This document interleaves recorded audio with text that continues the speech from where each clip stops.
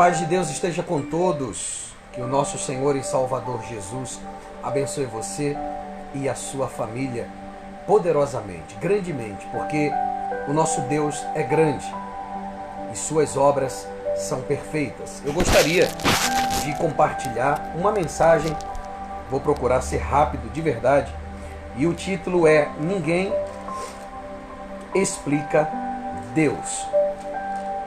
E essa live será uma resposta para muitas pessoas que querem entender o agir de Deus. Irmãos, se tentarmos entender a Deus, o nosso cérebro frita. Porque você não foi chamado para entender Deus. Você foi chamado para adorar a Deus.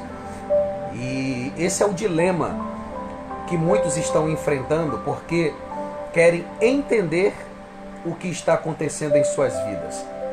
E outros que até se martirizam, dizendo: eu estou passando por isso porque eu pequei. Eu estou passando por isso porque um dia eu desobedeci a Deus, eu lembro que eu fiz isso, eu lembro que eu fiz aquilo. Quando na verdade, amados, não é por causa de seus pecados que você está passando por muitas coisas na sua vida. É claro que o pecado, assim como também a obediência, são pequenas sementes que plantamos e que colhemos. Mas não é porque você pecou que você está passando por esse momento, está atravessando um momento difícil. Existe um propósito de Deus. E eu gostaria de ler alguns textos aqui para que Deus abra os seus olhos e venha te dar a resposta que você tanto precisa através dessa live. Deus não está punindo você. Tire isso da sua cabeça. Deus não está castigando você. Quem dá essa informação, quem tenta colocar isso em nossa mente é o diabo. O diabo, ele é mentiroso, ele é pai da mentira. Aliás, é a única paternidade que ele tem. Ele é pai da mentira. E ele sempre tenta desacreditar o ser humano. Ele sempre tenta mostrar para o ser humano o pior lado que o ser humano tem. Esse é o papel do diabo. Ele diz que você não merece, ele diz que Deus não atende você, que Deus não acredita em você, que Deus esqueceu você, que Deus abandonou você. E se deixarmos esses pensamentos entrarem no nosso coração, amados, vamos enxergar o mundo de forma negativa. Porque não se trata da sua fidelidade, da minha fidelidade. Se trata da fidelidade de Deus.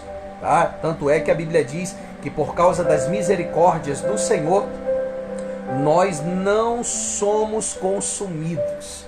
Tá? Então ninguém explica a Deus. A salvação não é o mérito, não vem de mérito humano. A salvação não é produzida por obediência humana. A salvação, ela é dada pela graça de Deus. Deus às vezes pega um filho e coloca ali numa moenda. E a pessoa, sabe o que é moenda? Aquela máquina usada, foi muito usada no passado. Na verdade, máquina que eu digo, um acessório.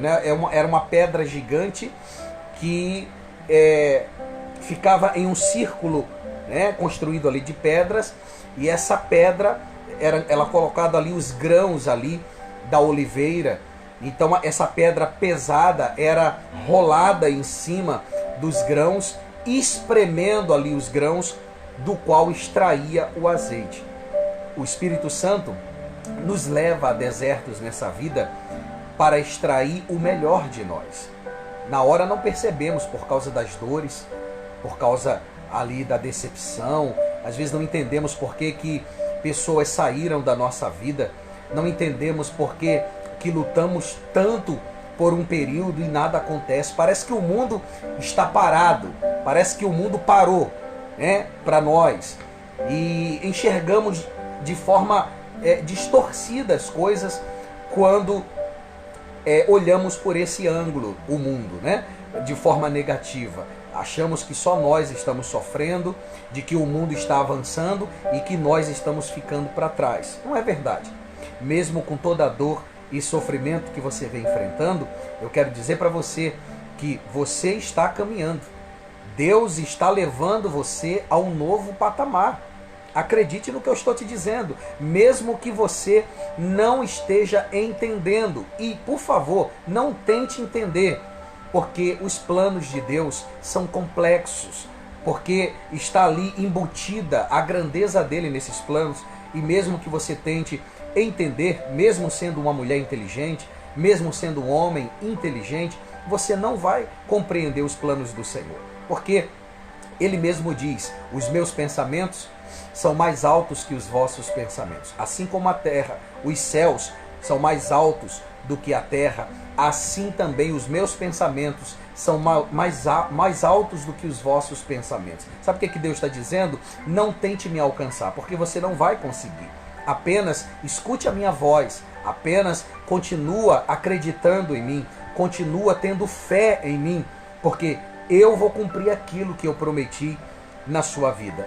Deus permite que passemos por momentos difíceis, mas é para extrair o melhor de nós, tá? E quando nós paramos para refletir nisso, não entender, mas refletir sobre a bondade de Deus, a misericórdia de Deus, então essa reflexão nos traz paz, mesmo não entendendo.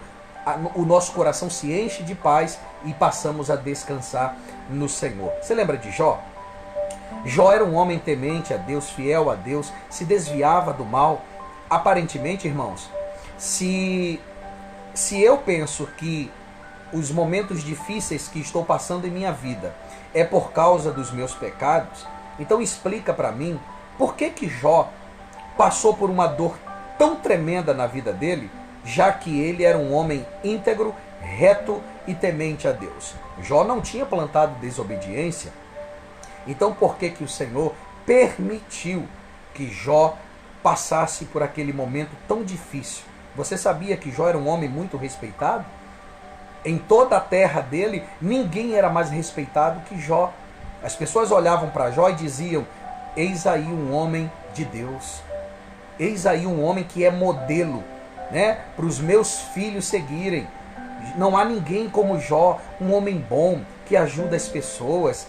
Então Jó de fato era essa pessoa, mas do dia para a noite, Jó, sem saber o que estava acontecendo no mundo espiritual, ele se vê ali desesperado, porque ele perde de uma só vez 10 filhos, ele perde todos os seus bens. Ele era um homem extremamente rico, um dos homens mais ricos ali da terra dele, e ele perde tudo. E para completar o seu desgosto, ele fica praticamente ali leproso, seu corpo cheio de feridas, ele fica doente, praticamente ele perdeu tudo. Ele se senta num chão, em cima ali de uma folha seca, e eu digo isso porque estava lendo a história de Jó, e o historiador diz que era costume as pessoas que estavam de luto sentarem em cima ali de uma folha seca, e Jó ali senta com as suas feridas. Ele pega um caco de telha e ele começa a coçar as suas feridas. O seu corpo cheira mal.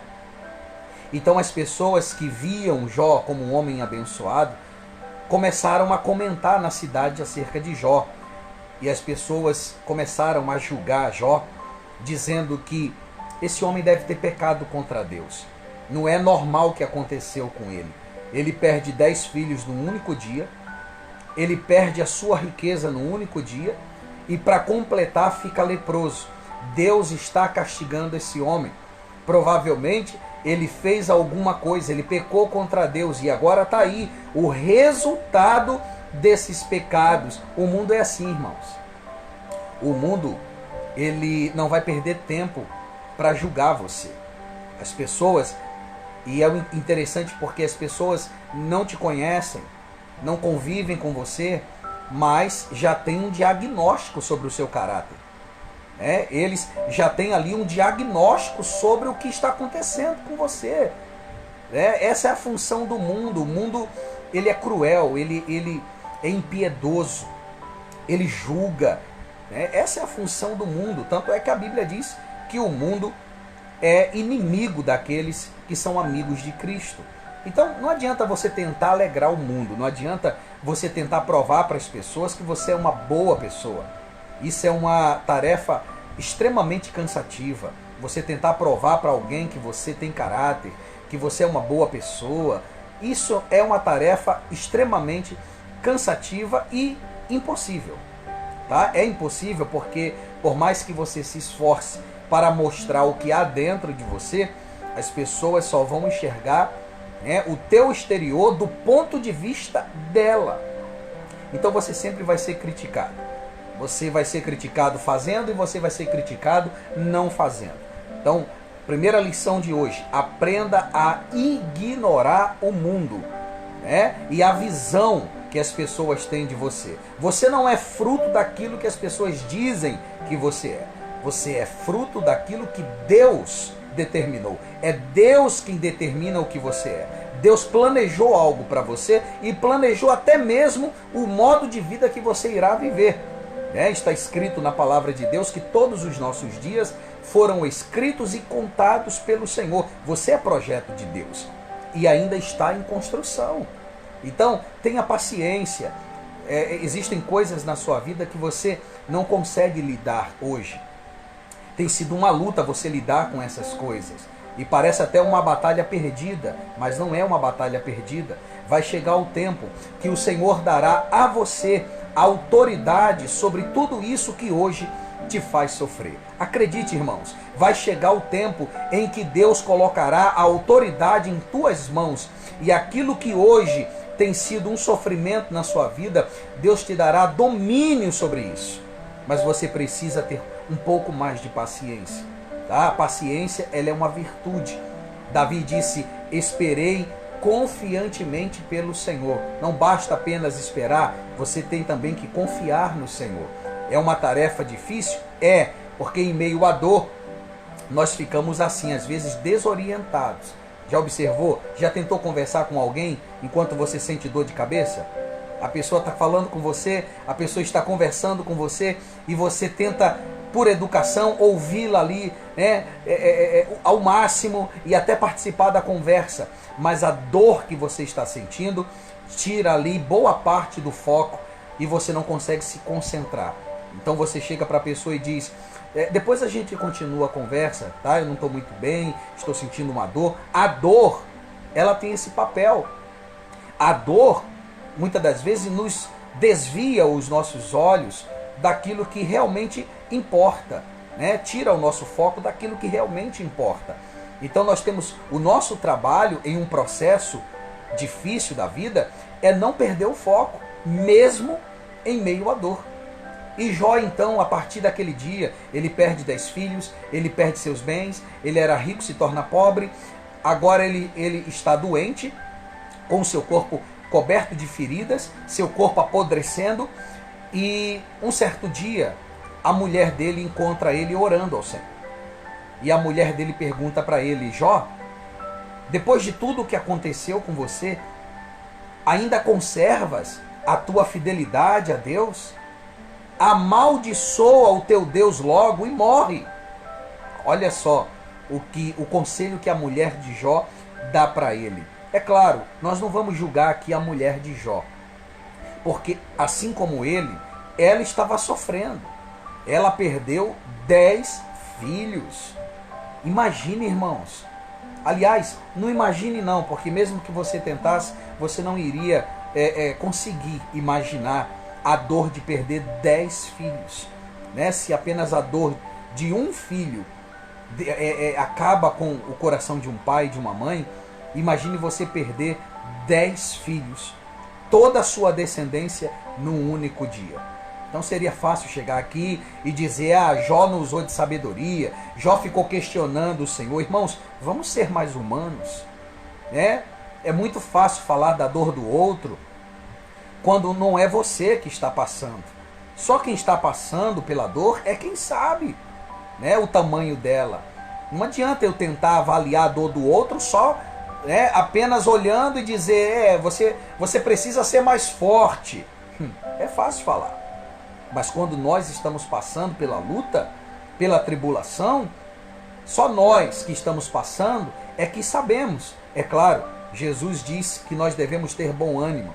Né? Então aí está a guerra, a luta. Nós temos que buscar a força em Deus.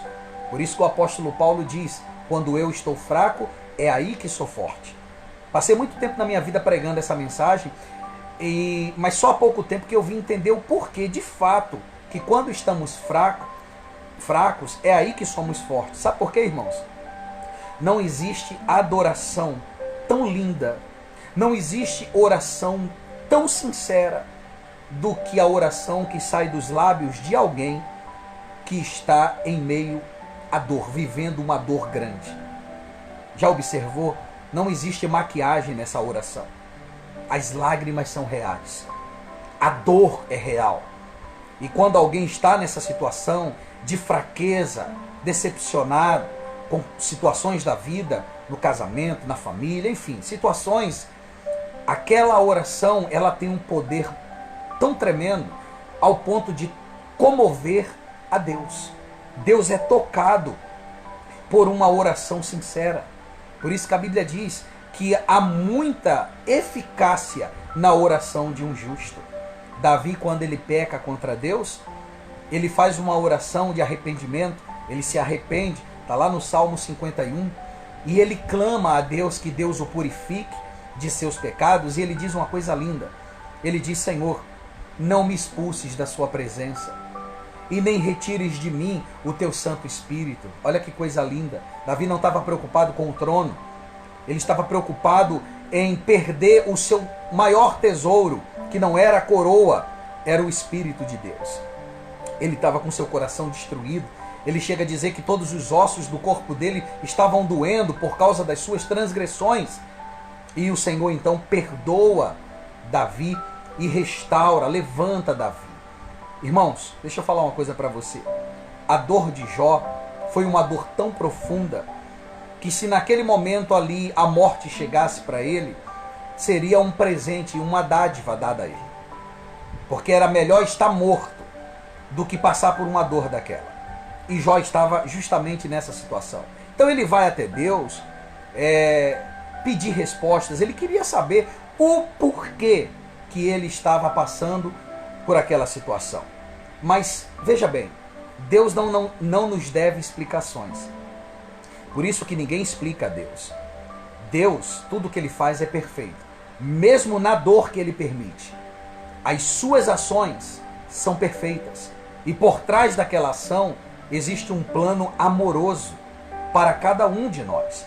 Na hora nós não entendemos, mas com o tempo começamos a entender. E esse entendimento vem do próprio Deus, através de realizações de Deus. Deus começa a mover peças da nossa vida, e aí você, depois de alguns anos, rapaz, agora que eu estou entendendo por que não deu certo aquilo. Hoje eu entendo por que Deus me tirou dali. Por que Deus tirou fulano da minha vida? Por que aqueles amigos não existem mais? Por que aquela sociedade não deu certo? Por que aquele curso não deu certo? Por que aquele emprego não deu certo? As peças do quebra-cabeça começam a se encaixar. Por quê? Porque já passamos pelo processo da dor e entramos no processo da aceitação da vontade de Deus. E é nesse período, é nesse momento que as coisas começam a ser esclarecidas para nós. Após a dor, já no descanso, já em conformidade com a vontade de Deus, Deus começa a mover as peças ali da nossa vida e começam a se encaixar. E aí entendemos que por trás de toda aquela dor havia um Deus, não que estava me rejeitando, mas havia um Deus me guardando. Viu como muda a perspectiva, a visão, o ponto de vista muda. Às vezes na dor nos sentimos rejeitados, mas quando descansamos no Senhor, entendemos que não estávamos sendo rejeitados, mas estávamos sendo guardados pelo Senhor. Já observou Davi? Irmãos, Davi sai da sua casa. Ele é ungido com 15 anos de idade como rei de Israel pelo profeta Samuel. Aí ele vai para Israel, se torna escudeiro de Saul, começa a tocar harpa ali para Saul e toma conta das armas de Saul. Aí ele vence o gigante, sua fama cresce por toda a terra, e aí começa a inveja no coração de Saul, que já não estava bem, já tinha se afastado do Senhor, e a Bíblia diz que Deus já tinha decidido retirar Saul do trono para colocar Davi. E aí o que acontece? Começa uma perseguição ferrenha da parte de Saul contra Davi, quando ele descobre que Davi tinha sido ungido pelo profeta Samuel para ser o próximo rei de Israel. Então Davi decide fugir. Irmãos, vamos nos colocar nesse momento, nem que seja por 2 minutinhos, no lugar de Davi. Sabe quantos anos Davi ficou fugindo de Saul? Mais de 10 anos. Sabe onde é que ele estava se escondendo? Em cavernas. Enquanto Saul se banqueteava, enquanto Saul participava de belos banquetes, enquanto Saul tinha o melhor na sua tenda, Davi estava passando dificuldades dentro de uma caverna. Enquanto Saul estava enrolado em seus finos lençóis, protegido do frio à noite, Davi passava frio dentro de uma caverna. Enquanto Saul tinha pessoas ali para dar assistência em tudo o que ele precisava, Davi estava por conta própria naquela caverna. Irmãos, você tem noção de quantos pensamentos não passaram, pensamentos negativos, na cabeça de Davi? Porque ele devia lembrar do quê? Peraí, Deus me unge? Antes da unção, pelo menos eu tinha minha casa, eu tinha meu pai, eu tinha minha mãe, O meu trabalho não era fácil cuidando daquelas ovelhas, mas não me faltava nada. Mas depois da unção, agora eu estou dentro de uma caverna. Às vezes não é isso. Satanás tenta mudar a nossa visão, nos fazer entender o que Deus está fazendo de forma equivocada. Satanás tenta nos fazer enxergar que Deus está sendo injusto conosco. Depois que você decidiu andar com Cristo, parece que as lutas dobraram. Depois que você passou a andar com Cristo, você começou a ser perseguido, coisa que você não sabia. Você não conhecia o termo perseguição antes. Tinha alguns desafetos aí que não gostava de você, ok? Mas depois que você veio para Cristo, parece que um exército se levantou contra você. As lutas triplicaram. Eu já ouvi pessoas dizendo assim: quando eu estava no mundo eu comia do bom e do melhor, eu tinha meu carro do ano, eu tinha minha casa própria, vim para Cristo e hoje, sabe, eu não tenho nada.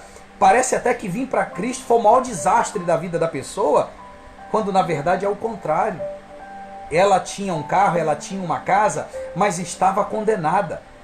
Então Deus tirou tudo que ela tinha, acontece isso, para entregar para ela o melhor dos prêmios, a vida eterna. É óbvio que Deus irá abençoá-la aqui na terra, é óbvio que Deus não vai desampará-la, Deus vai abençoá-la, mas às vezes esse processo é necessário para que venhamos conhecer a Deus, porque foi a perda daquele carro e dos bens que a pessoa tinha que levaram ela a uma situação de dor e de sensibilidade espiritual, onde ela passou a enxergar a Deus e antes ela não enxergava. Irmãos, eu posso falar de experiências próprias. Eu comecei a enxergar Deus de uma forma diferente quando eu passei por dores. Mas enquanto eu não passei por dores, eu orava, eu falava com Deus. E eu estou falando agora de mim, como pastor. Você entende isso? Eu pregava sobre Deus, mas quando eu passei por dores em meu ministério, por dores profundas, eu comecei a enxergar Deus em um novo ângulo. A Bíblia passou a ser real para mim, não é que não fosse antes. Eu não sei te explicar melhor que isso. Parece que agora eu olho para a Bíblia e eu vejo a realidade do mundo espiritual. Eu vejo a importância de Deus na minha vida. Eu compreendo que eu não posso viver mais sem Deus. Mas antes da dor, eu não via Deus dessa forma. Aí Deus permite então certas situações difíceis, aquela dor profunda, Para quê? Para que através daquele momento Ele tira coisas e só vai sobrar uma coisa ali no meio de tanta dor. Só vai sobrar a voz de Deus, que antes você não conseguia ouvir por causa de distrações, por causa de pessoas, por causa de coisas e até de responsabilidades. Você sabia disso? Pessoas que não sabiam o que era 5 minutos de oração com Deus por causa de um trabalho. Aí Deus permite ela perder o trabalho. Agora ela não tem mais 5 minutos de oração. Agora ela pode orar por mais de 1 hora. Deus permite situações assim para nos fazer enxergar que Ele deve ser priorizado em nossas vidas. Mateus 6,33. Buscai em primeiro lugar o reino dos céus e a sua justiça, e as demais coisas vos serão acrescentadas. Você ama seu marido? Glória a Deus, mas ele não pode ser prioridade na sua vida. Você ama seu filho, seus filhos? Glória a Deus, mas eles não podem ser prioridade na sua vida. Você ama seu emprego? Glória a Deus, mas eles não podem ser prioridade em sua vida. Né? O seu emprego não pode ser prioridade. Por quê? Porque Deus é a sua prioridade. E Deus permite certos sofrimentos justamente para que Ele volte a ser prioridade em nossa vida. Então Jó, ele procurava respostas. Deus até permitiu que profetas se acercassem de Jó, mas ele não ouvia mais ninguém por causa da dor e do sofrimento. Foi quando Deus decidiu se revelar a Jó. Veja, Jó era um homem íntegro, reto, temente a Deus e que se desviava do mal. Grandes atributos. É lindo isso. Mas eu pergunto, Jó deixou de ser pecador? Ele era um homem íntegro, reto, temente a Deus e se desviava do mal. Mas Jó era perfeito? Jó não era perfeito. E Deus falou isso por meio do profeta Elifaz. Chegou a dizer para Jó, Jó, até mesmo nos anjos, nos servidores celestiais, Deus encontra defeitos. Você acha então que você é perfeito? Você que é um vaso de barro? Ou seja, o fato de você ser totalmente fiel e íntegro a Deus não vai te deixar imune de situações dessa vida, queridos irmãos. Você vai chorar. Vai chorar. Se alguém tem dito que você só vai sorrir, estão mentindo para você. Você vai chorar. Mesmo estando com Cristo, você vai chorar. Faz parte do processo. Deus está nos construindo. A forma física já está construída. Agora Deus está construindo em nós um caráter divino. Deus está construindo virtudes e atributos dentro de nós para nos manter no caminho da salvação. Entende isso? Porque a salvação é dada pela graça e não por obras. É favor imerecido. Mesmo assim, o Senhor trabalha dentro de nós, porque esses atributos e essa construção é que vai nos firmar a cada dia mais na presença do Senhor. Tá bom? Então, o próprio Deus resolve se apresentar para Jó e diz assim: depois disso tudo, do meio de uma tempestade, e é assim que Deus faz, né? Deus fala conosco no meio da tempestade, é quando ouvimos a voz de Deus. O Senhor Deus deu a Jó a seguinte resposta. Ninguém conseguia dar uma resposta para Jó, então o próprio Deus se apresentou para ele e disse: as suas palavras só mostram a sua ignorância. Quem é você para pôr em dúvida a minha sabedoria? Olha o que Deus está falando com Jó. Mostre agora que você é valente, Jó, e responda as perguntas que eu vou lhe fazer. Onde é que você estava quando eu criei o mundo? Se você é tão inteligente, explique isso. Você sabe quem resolveu qual seria o tamanho do mundo e quem foi que fez as suas medições? Em cima de que estão firmadas as colunas que sustentam a terra? Responde para mim, Jó. Quem foi que assentou a pedra principal do alicerce do mundo? Aqui representa Cristo, né? Na manhã da criação, as estrelas cantavam em coro, ou seja, os anjos. E os servidores celestiais soltavam gritos de alegria. Quando o mar jorrou do ventre da terra, quem foi que fechou os portões para segurá-lo, Jó. Fui eu que cobri o mar com as nuvens e o envolvi com a escuridão. Marquei os seus limites e fechei com as trancas as suas portas. Eu lhes disse: você chegará até este ponto e daqui não passará. As suas altas ondas não passarão daqui. Deus falando acerca do mar. Aí Deus começa a falar de muitas coisas da criação. Ele fala do crocodilo, né? Ele fala do hipopótamo, ele fala de alguns animais, e ele faz muitas perguntas para Jó, e Jó em silêncio. Jó não podia responder. Depois que Deus dá uma aula em Jó, no capítulo 42, Jó, ele faz uma declaração linda. Agora você vai entender por que Deus permitiu tanto sofrimento. Porque isso aqui que eu vou ler para vocês, nada se compara a isso. Eu vou falar para vocês agora do maior milagre que um cristão pode alcançar. Está aqui em Jó 42. Então, a resposta de Jó para Deus, depois de uma lição que Deus deu a Jó, foi essa: eu reconheço que para ti nada é impossível e que nenhum dos teus planos pode ser impedido. Quando Jó falava isso, qual era a condição de Jó?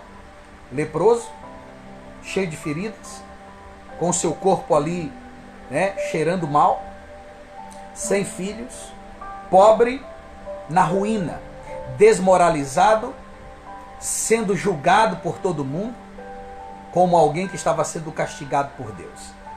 Então ele diz: eu reconheço, ó Deus, que para ti nada é impossível e que nenhum dos teus planos pode ser impedido. Tu me perguntastes como me atrevi a pôr em dúvida a tua sabedoria, visto que sou tão ignorante. Que lindo isso, hein? E que falei de coisas que eu não compreendia. Eu estou me identificando com Jó, não sei você. Quantas vezes falamos de coisas que não compreendemos? Não sabemos o que está acontecendo no mundo espiritual. Mesmo assim, julgamos saber. E dizemos: parece que Deus não me escuta. A minha vida não anda. Eu nasci para sofrer. É um karma. Eu estou predestinado. Ou estou sendo castigado. Olha só. Coisas maravilhosas demais para mim e que eu não podia entender. Tu me mandastes escutar o que estavas dizendo e responder às tuas perguntas. Agora, olha o maior milagre que Jó recebeu. E esse é o maior milagre, irmãos. Ouça o homem de Deus. Me escute. Não existe milagre maior do que este aqui. Tá certo? Jó disse assim: antes eu te conhecia só por ouvir falar. Peraí. Se ele já era um homem abençoado, sem conhecer a Deus, porque ele está dizendo aqui, ele está afirmando que ele conhecia a Deus apenas de ouvir. Ele não tinha conhecimento de Deus profundamente. Ele não tinha até aquele momento tido um encontro com Deus. Significa que Jó era um homem incompleto. Apesar da sua fidelidade, apesar da sua obediência, Jó era um homem incompleto. Então vamos lá. Antes eu te conhecia só de ouvir, mas agora, calma aí, mas agora, ou seja, depois do sofrimento, depois de tudo que me aconteceu, depois de todos os processos dolorosos, eu posso dizer: agora os meus olhos te veem. Que coisa gloriosa. O que Jó está dizendo aqui? Agora eu te conheço. Agora eu posso me considerar um homem de fato rico, porque agora eu conheço o Senhor, o Deus Todo-Poderoso. Esse é o maior milagre. Irmãos, eu prego a palavra há 23 anos. Eu já vi gente levantar da cadeira de roda, ser curado, deu testemunho ali no altar, a igreja aplaudiu e depois de um tempo essa pessoa abandonou o Senhor. veio para Deus aleijado, Deus curou e ela abandonou o Senhor. É um milagre ela ter sido curada e Deus ter tirado ela da cadeira de roda? Sim, mas ainda era uma pessoa incompleta, porque levantar de uma cadeira de roda não te torna completa. Ser curado de um câncer não te torna completo. Dar testemunho financeiro, né, de uma bênção financeira, de um processo que você ganhou na justiça, ou bênção sentimental, conjugal, o que for, são bênçãos de Deus, mas não te torna completo. Tem muita gente levantando de cadeiras de roda fisicamente, mas sua alma está paralítica. Você entende isso? Tem muitos milagres dentro da igreja físicos, mas internamente a pessoa continua incompleta. Mas quando você se une a Deus, quando você conhece a Deus por meio desse encontro, quando o Espírito do Senhor entra em você e sela você, agora você se torna uma pessoa completa em Cristo.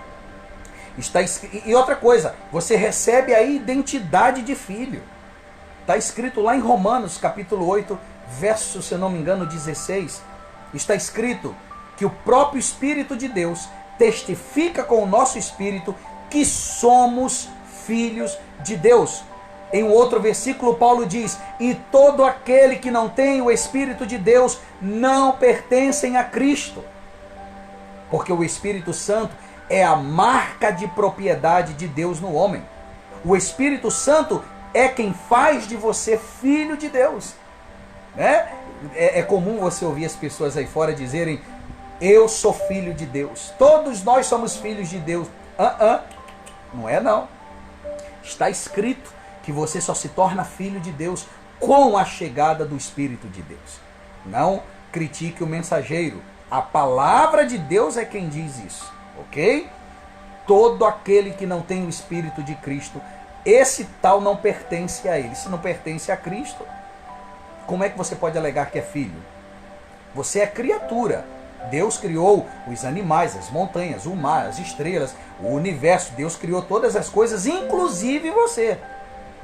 Somos criaturas de Deus até o momento em que Deus põe a sua marca de propriedade sobre nós, que é a pessoa do Espírito Santo. Esse é o maior milagre. Então Jó diz assim: eu te conhecia só de ouvir, mas agora os meus olhos te veem.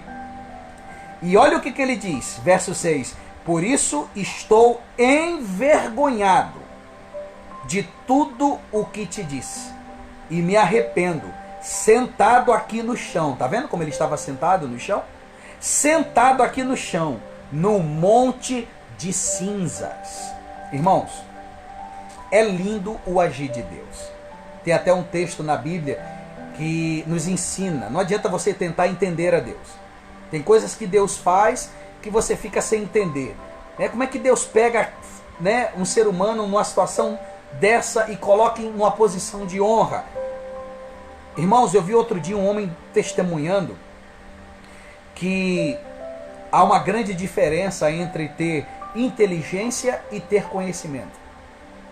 Inteligência o homem pode adquirir estudando, lendo, fazendo cursos, se aperfeiçoando, mas conhecimento quem dá é Deus. Eu vi um homem falando sobre isso e eu fiquei abismado com a visão dele. Ele disse assim: eu não tenho diploma. Eu não tenho diploma. Não tenho a inteligência que muitos têm e diplomas que muitos têm. Mas eu tenho um Deus que me dá conhecimento. Então hoje, a maioria dos meus funcionários, olha só, eu estou falando de alguém que venceu na vida de uma forma assombrosa. Ele disse: a maioria dos meus funcionários tem diplomas das melhores faculdades dos Estados Unidos e trabalham para mim, mas eu não tenho diploma. Porque muitos buscaram inteligência, se aperfeiçoaram e conquistaram um diploma. Ter um diploma não significa que você é um homem sábio. Eu busquei em Deus sabedoria, e aqueles que trabalham para mim têm diplomas. Ele não estava desmerecendo as pessoas. Ele estava dizendo o seguinte, que quando você busca a sabedoria, a verdadeira sabedoria do alto, é Deus quem capacita você para vencer. Esse homem é um americano, e ele diz que a maioria dos seus funcionários tem diplomas, inclusive de uma das maiores faculdades do mundo, que é Harvard, né? E essas pessoas que trabalham ali têm esses diplomas, são pessoas humanamente falando capacitadas, enquanto ele não tem nenhum diploma. Mas Deus o colocou como chefe de todos aqueles que têm inteligência. Porque na vida é assim, irmãos. Quando você tem o conhecimento divino, Deus te coloca acima dos inteligentes. É por isso que a Bíblia diz que Deus escolheu as coisas que não são para envergonhar aquelas que acham que são. As coisas fracas desse mundo para envergonhar aquelas que se acham fortes.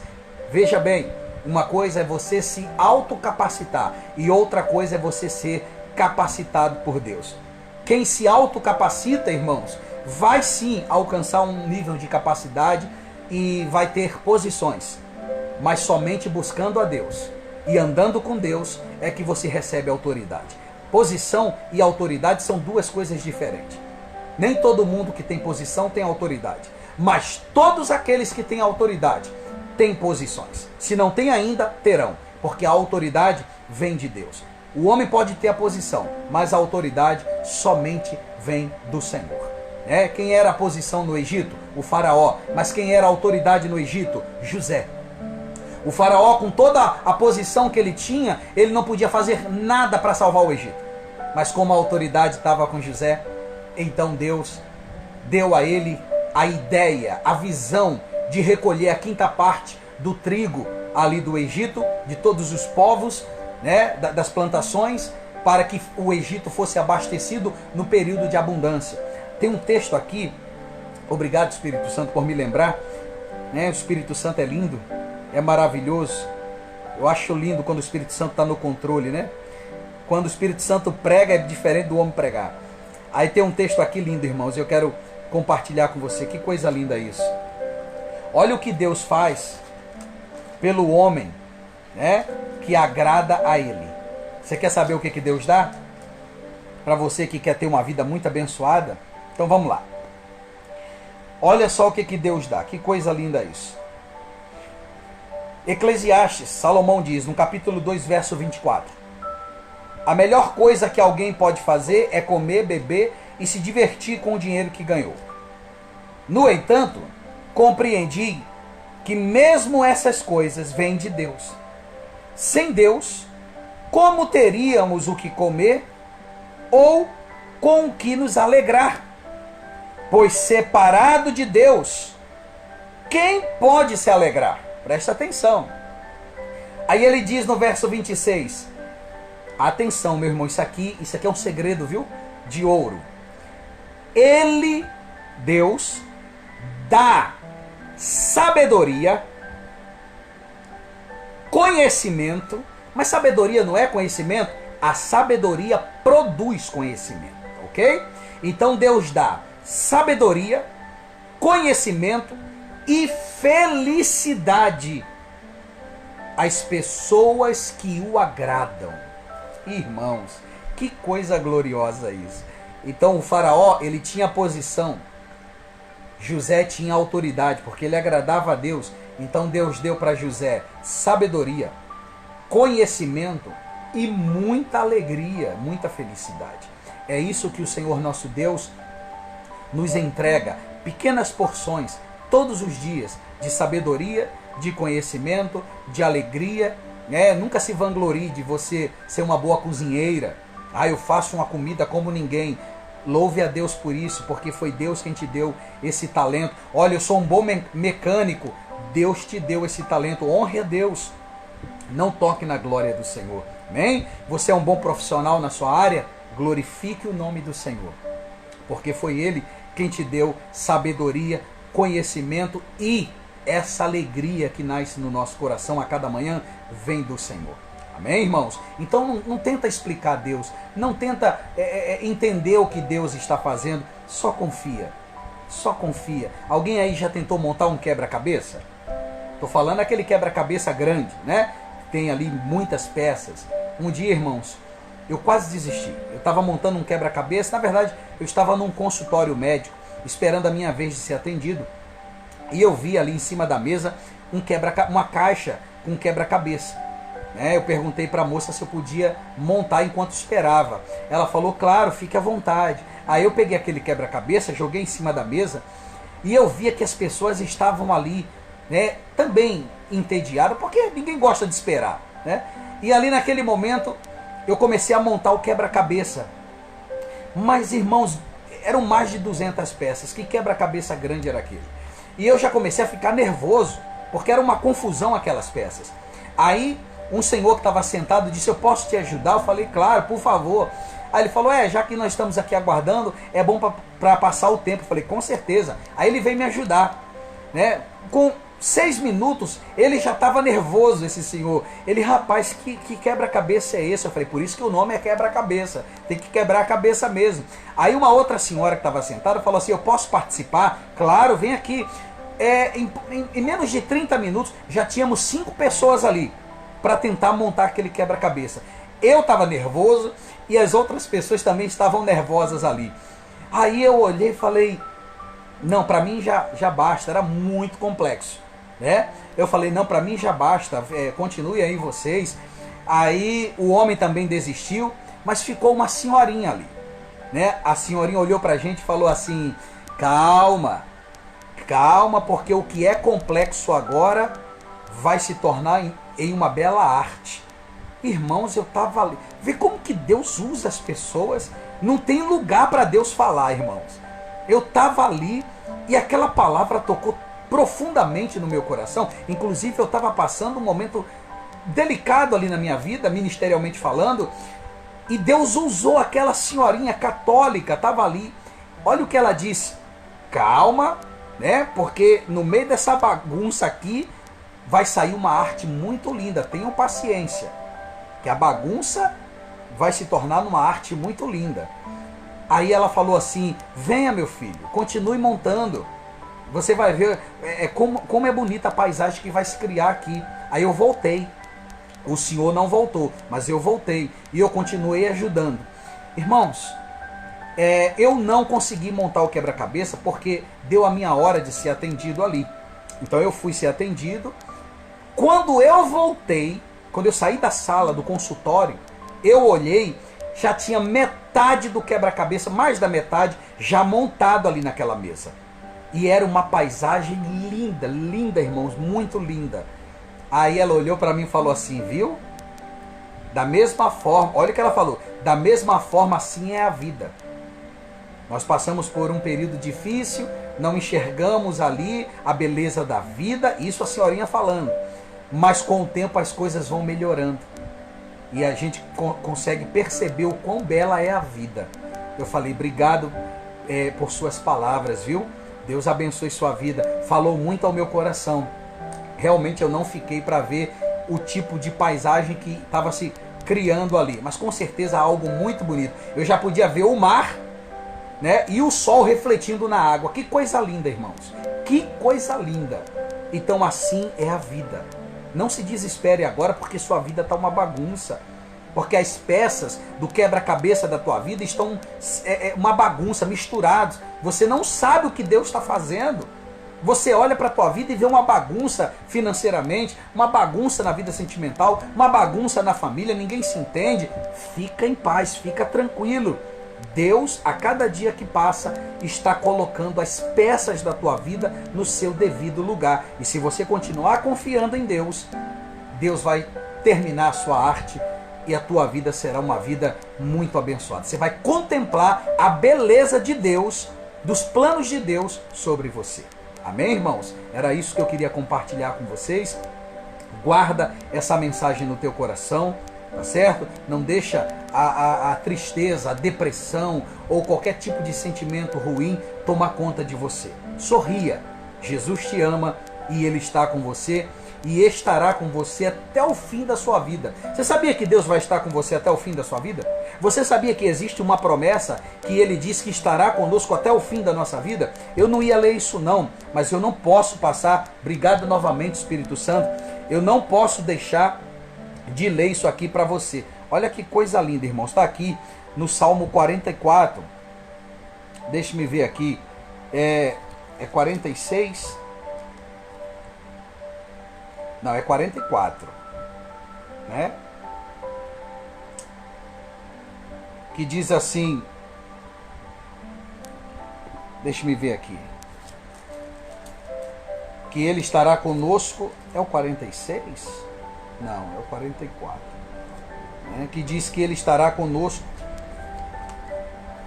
perdão, irmãos, é Isaías, por isso que eu não estava achando, é tanta referência bíblica, é Isaías 46:4, isso, olha, obrigado, Senhor. Olha o que ele diz. E quando ficarem velhos, eu serei o mesmo Deus e cuidarei de vocês quando tiverem cabelos brancos. Eu os criei e os carregarei e os ajudarei e os salvarei. Deus promete cuidar de você até o fim da sua vida. Não se preocupe. Fica preocupado com o seu futuro, não. Ah, o que vai ser de mim na velhice? Meu Deus, será que eu vou conseguir me aposentar? Se aposentar? Irmãos, você tem um Deus que já garante paz para a tua velhice. É só permanecer com Ele hoje. É só obedecer ao Senhor. Ele vai cuidar de você com muito carinho. Não vai te faltar nada, nem um grãozinho de feijão. Sabe por quê? Porque é grande o amor e o cuidado de Deus por seus filhos. Tá certo? Que a paz que excede todo o entendimento da parte de nosso Senhor e Salvador Jesus permaneça e abunde o coração de vocês. Compartilhe essa live. Deus conta com você para espalhar as boas notícias da vida eterna. Deus abençoe e até lá.